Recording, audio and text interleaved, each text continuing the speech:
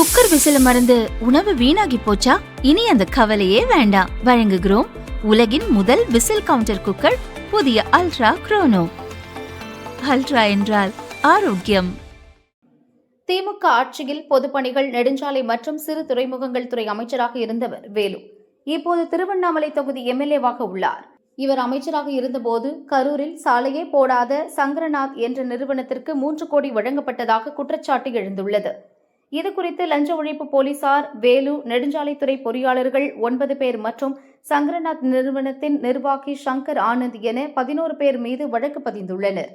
சென்ற 26ஆம் தேதி வேலுவின் வீடு மற்றும் அவருக்கு சொந்தமான கல்வி நிறுவனங்கள் உட்பட 40 இடங்களில் சோதனை நடந்தது.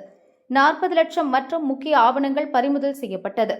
வழக்கு தொடர்பாக விசாரணைக்கு இன்று ஆஜராக வேலுவுக்கு சம்மன் அனுப்பியிருந்தனர். வேலு இன்று விசாரணைக்கு ஆஜராகவில்லை. அவருக்கு உடல்நிலை சரியில்லை. திங்கட்கிழமை அல்லது வேறொரு நாளில் ஆஜராக அவரது வக்கீல் தரப்பில் நேரம் கேட்டுள்ளதாக தகவல் வெளியாகியுள்ளது.